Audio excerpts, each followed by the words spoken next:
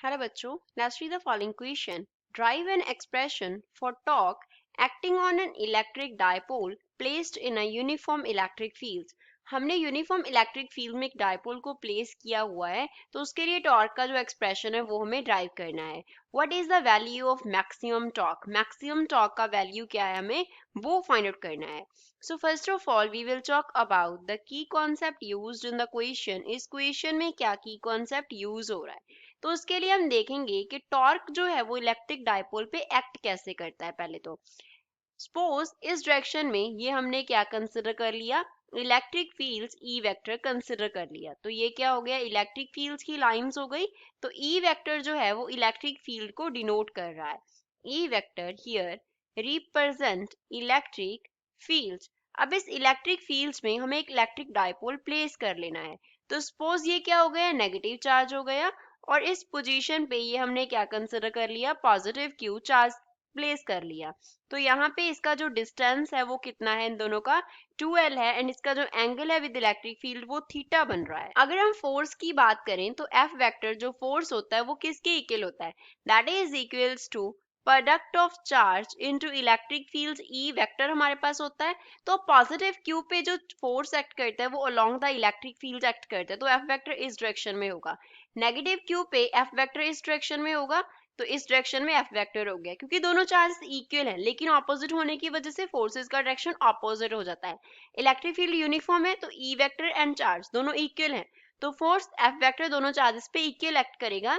लेकिन एक प्लस का है दूसरा माइनस का है, तो डायरेक्शन ऑपोजिट हो गया.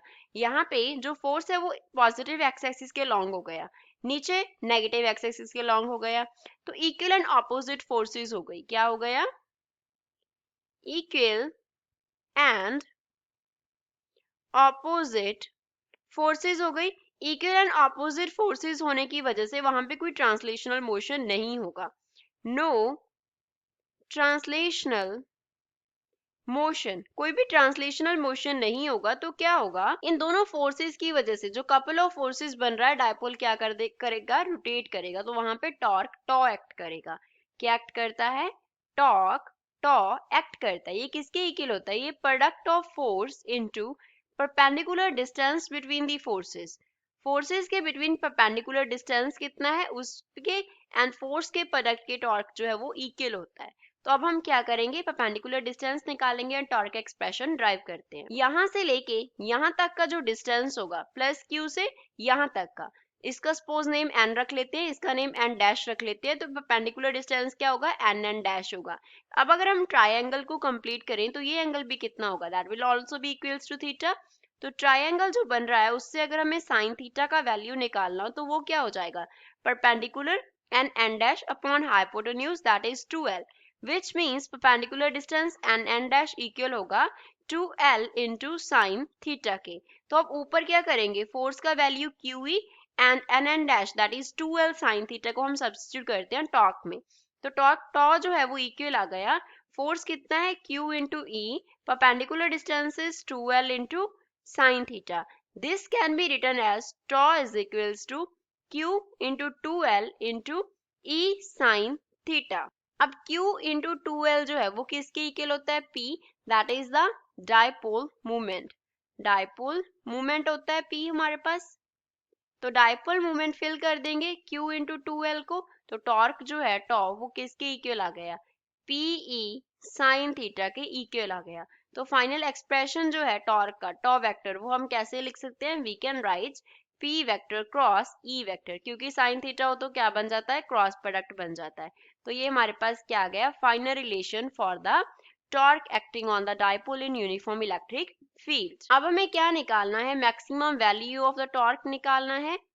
मैक्सिमम टॉर्क कितना एक्ट करेगा, तो अगेन टॉर्क का रिलेशन साइन थीटा की फॉर्म में लिखते हैं. Tau is equals to PE sine theta. तो टॉर्क का वैल्यू मैक्सिमम कब होगा, जब साइन थीटा का वैल्यू क्या होगा हमारे पास, मैक्सिमम होगा. एंड साइन थीटा का मैक्सिमम वैल्यू जो है वो कितना होता है, 1 होता है. So we can write sine theta is equals to sine of 90 degree, क्योंकि साइन 90 डिग्री कितना होता है, 1 होता है. तो यहाँ से थीटा का वैल्यू क्या आ गया, 90 डिग्री आ गया.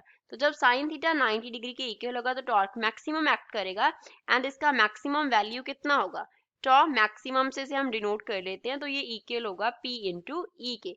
So this is the final expression for the maximum torque acting on the electric dipole in uniform electric fields. So this is final answer. I hope you understood it well. Thanks.